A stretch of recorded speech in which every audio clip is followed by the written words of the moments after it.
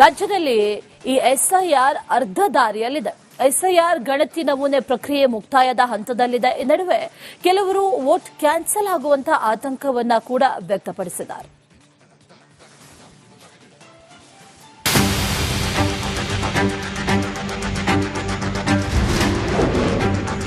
ರಾಜ್ಯದಲ್ಲಿ ಅರ್ಧ ದಾರಿಗೆ ಎಸ್ಐಆರ್ ಪ್ರಕ್ರಿಯೆ, ಕೆಲವರಿಗೆ ವೋಟ್ ಕ್ಯಾನ್ಸಲ್ ಆಗುವ ಆತಂಕ. ಜೂನ್ 30ರಿಂದ ರಾಜ್ಯದಲ್ಲಿ ಎಸ್ಐಆರ್ ಆರಂಭವಾಗಿದೆ. ಬಹುತೇಕ ಎನ್ಯುಮರೇಷನ್ ಫಾರ್ಮ್ ಮುಕ್ತಾಯದ ಹಂತದಲ್ಲಿದೆ. ಎಸ್ಐಆರ್ ಅರ್ಧ ದಾರಿಗೆ ಬಂದ ಹೊತ್ತಲ್ಲೇ ಕೆಲವರಿಗೆ ವೋಟ್ ಕ್ಯಾನ್ಸಲ್ ಆತಂಕ ಎದುರಾಗಿದೆ.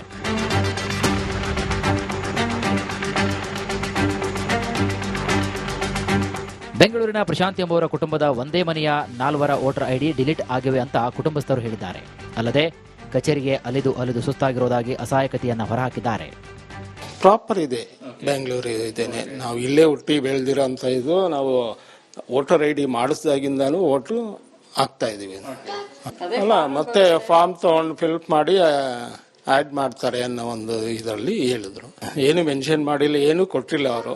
ಇಲ್ಲಿ ಕಾಂಗ್ರೆಸ್ ಆಫೀಸ್ ಇದೆ, ಅಲ್ಲಿ ಹೋಗಿದ್ವಿ. ಮನೆ ತ ಬಂದಾಗ ನೋಡಿದ್ರು, ಎಲ್ಲ ಸರ್ಚ್ ಮಾಡಿ ನಿಮ್ದು ಡಿಲೀಟ್ ಆಗಿದೆ ಅಂದ್ರು. 5 ಜನದ ಇರೋದ್ರಲ್ಲಿ ಒಂದು ಮಾತ್ರ ಇದೆ, ಇನ್ನು 4 ಡಿಲೀಟ್ ಆಗಿದೆ. ಹೇಗೆ ಅದು?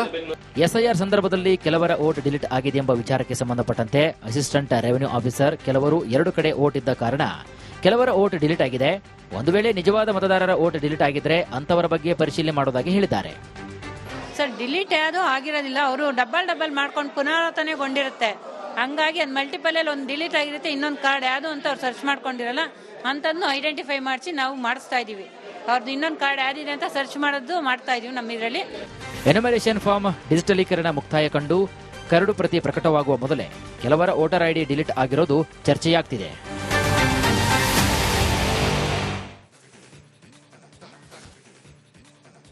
ರಾಜ್ಯದಲ್ಲಿ ಈ ಎಸ್ಐಆರ್ ಅರ್ಧ ದಾರಿಯಲ್ಲಿದೆ.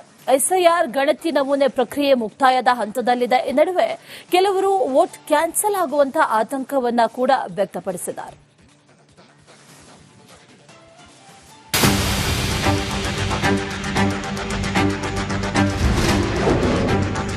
ರಾಜ್ಯದಲ್ಲಿ ಅರ್ಧ ದಾರಿಗೆ ಎಸ್ಐಆರ್ ಪ್ರಕ್ರಿಯೆ,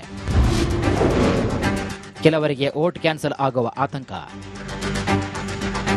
ಜೂನ್ 30ರಿಂದ ರಾಜ್ಯದಲ್ಲಿ ಎಸ್ಐಆರ್ ಆರಂಭವಾಗಿದೆ. ಬಹುತೇಕ ಎನ್ಯುಮರೇಷನ್ ಫಾರ್ಮ್ ಮುಕ್ತಾಯದ ಹಂತದಲ್ಲಿದೆ. ಎಸ್ಐಆರ್ ಅರ್ಧ ದಾರಿಗೆ ಬಂದ ಹೊತ್ತಲ್ಲೇ ಕೆಲವರಿಗೆ ವೋಟ್ ಕ್ಯಾನ್ಸಲ್ ಆತಂಕ ಎದುರಾಗಿದೆ.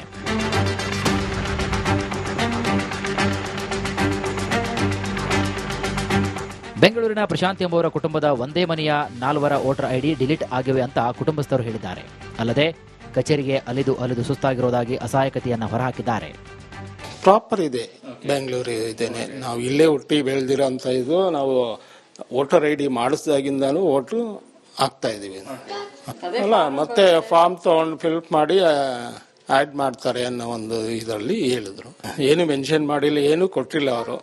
ಇಲ್ಲಿ ಕಾಂಗ್ರೆಸ್ ಆಫೀಸ್ ಇದೆ, ಅಲ್ಲಿ ಹೋಗಿದ್ವಿ. ಮನೆ ತ ಬಂದಾಗ ನೋಡಿದ್ರು, ಎಲ್ಲ ಸರ್ಚ್ ಮಾಡಿ ನಿಮ್ದು ಡಿಲೀಟ್ ಆಗಿದೆ ಅಂದ್ರು. 5 ಜನದ ಇರೋದ್ರಲ್ಲಿ ಒಂದು ಮಾತ್ರ ಇದೆ, ಇನ್ನು 4 ಡಿಲೀಟ್ ಆಗಿದೆ. ಹೇಗೆ ಅದು?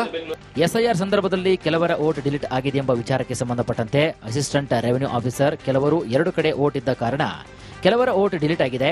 ಒಂದು ವೇಳೆ ನಿಜವಾದ ಮತದಾರರ ವೋಟ್ ಡಿಲೀಟ್ ಆಗಿದ್ರೆ ಅಂತವರ ಬಗ್ಗೆ ಪರಿಶೀಲನೆ ಮಾಡುವುದಾಗಿ ಹೇಳಿದ್ದಾರೆ. ಸರ್, ಡಿಲೀಟ್ ಯಾವುದು ಆಗಿರೋದಿಲ್ಲ, ಅವರು ಡಬಲ್ ಮಾಡ್ಕೊಂಡು ಪುನರಾವರ್ತನೆಗೊಂಡಿರುತ್ತೆ. ಹಂಗಾಗಿ ಅದು ಮಲ್ಟಿಪಲ್ ಅಲ್ಲಿ ಒಂದು ಡಿಲೀಟ್ ಆಗಿರುತ್ತೆ, ಇನ್ನೊಂದು ಕಾರ್ಡ್ ಯಾವುದು ಅಂತ ಅವ್ರು ಸರ್ಚ್ ಮಾಡ್ಕೊಂಡಿರಲ್ಲ. ಅಂತದನ್ನು ಐಡೆಂಟಿಫೈ ಮಾಡಿಸಿ ನಾವು ಮಾಡಿಸ್ತಾ ಇದೀವಿ. ಅವ್ರದ್ದು ಇನ್ನೊಂದು ಕಾರ್ಡ್ ಯಾವ್ದಿದೆ ಅಂತ ಸರ್ಚ್ ಮಾಡೋದು ಮಾಡ್ತಾ ಇದೀವಿ ನಮ್ಮ ಇದರಲ್ಲಿ. ಎನ್ಯುಮರೇಷನ್ ಫಾರ್ಮ್ ಡಿಜಿಟಲೀಕರಣ ಮುಕ್ತಾಯ ಕಂಡು ಕರಡು ಪ್ರತಿ ಪ್ರಕಟವಾಗುವ ಮೊದಲೇ ಕೆಲವರ ವೋಟರ್ ಐಡಿ ಡಿಲೀಟ್ ಆಗಿರೋದು ಚರ್ಚೆಯಾಗ್ತಿದೆ.